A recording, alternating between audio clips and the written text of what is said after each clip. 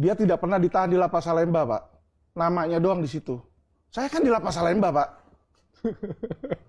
Saya ini di Lapas Salemba bebas, Pak. Mohon maaf. Mau jalan-jalan kemana, mau sampai jalan ke kantor depan, kantor 1, kantor 2, kantor 3, nggak ada yang berani negor kami, Pak. Itu si Sambo itu tidak pernah tidur di dalam penjara, Pak. Jadi di mana, Di Lapas Salemba, di kantor KPLP di atas. Gedung ruang ada AC, namanya doang di situ. Eliezer cuma datang nama doang di situ, habis foto-foto dikirim lagi balik ke Mabes.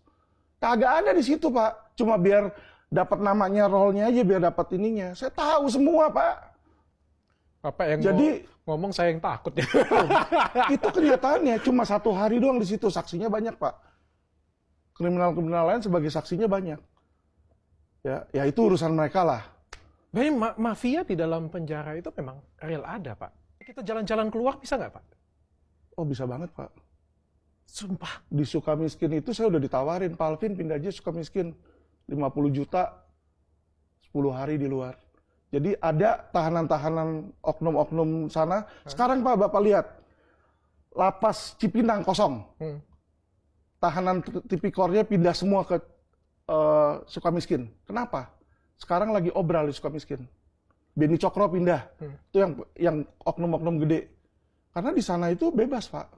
Bebas seperti apa nih, Di Pak? Sukamiskin. Wah, dia bisa keluar, bisa bebas di luar lah, Pak, intinya. Yang penting kalau nanti misalnya ada pemeriksaan atau apa, ya balik lagi di situ. Itulah makanya yang ada di tiap-tiap oknum-oknum banyak, Pak. Oknum di setiap pemerintahan ada, Pak. Makanya disitulah saya speak up. Saya bukan berbicara menjelek-jelekan orang-orang tertentu, tapi saya pengen hukum itu baik, itu aja. Supaya oknum itu diperbaiki oleh pemerintah. Bukan mau lawan pemerintah. Saya nggak sanggup lawan pemerintah kok. Jadi kalau misalnya Kumham, kepolisian, kejaksaan hebat, Pak, saya juga bangga, Pak. Tapi kalau saya lihat mereka kayak sampah, masa saya nggak ngomong? Saya bilang bau loh di situ. Ya kan?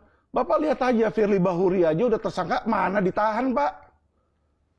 Mana ditahan? Sesama Korps mau nahan. Napoleon Bonaparte habis kena suap sogok, ya kan ditahan, balik lagi ke Korps jadi Jenderal Bintang 2 lagi. Kan dagelan, Pak. Ya sudahlah, saya orangnya jujur, Pak. Saya bilang saya nggak suka, saya bilang. Jadi nggak saya di depan orangnya baik-baik, di belakang ini kagak. Saya pengen mereka introspeksi, saya pengen mereka jadi lebih baik, Pak. Kalau mereka baik, saya juga bangga, Pak. Oke. Loh, apa kita nggak bangga kalau kepolisian RI kita misalnya jadi polisi yang jujur? Saya senang, Pak. Iya dong. Gitu kan. Saya respect banget apa yang Alvin Lim lakukan untuk perbaikan hukum di Indonesia, dan kita juga ngelihat ya mungkin harus ada yang diperbaikin lah. Tapi Anda nggak terlalu berani tuh seperti itu, Pak. Nggak takut, Pak, masuk lagi? Ya jujur punya ngomong, Pak. Ini baru keluar loh, Pak. Dokter juga bilang sama saya, ya 50% orang yang kena gagal ginjal stadium 5 tuh kemungkinan hidup cuma 2 tahun, Pak. 50%. Ya tentu ada 50% yang bisa lewat. Jadi waktu saya nggak banyak. Kenapa nggak dari sisa waktu saya ini saya berbuat baik untuk sesama, itu aja sih. Saya udah nggak mencari uang saya. Kenapa nggak waktu yang Bapak ada, Bapak manfaatkan untuk anak dan keluarga, Pak? Udah, jadi saya sama anak sama keluarga pergi hampir tiap hari. Ya kan, di situ kan. Terus ya aset yang saya punya saya kasih ke mereka. Tapi apa yang saya sekarang kerjakan ini bukan untuk anak sama istri saya lagi, tapi untuk sesama saya, Pak. Itu yang saya pengen lakukan. Jadi kalau saya meninggal pun ya ada pahala lah. Amin, saya doakan.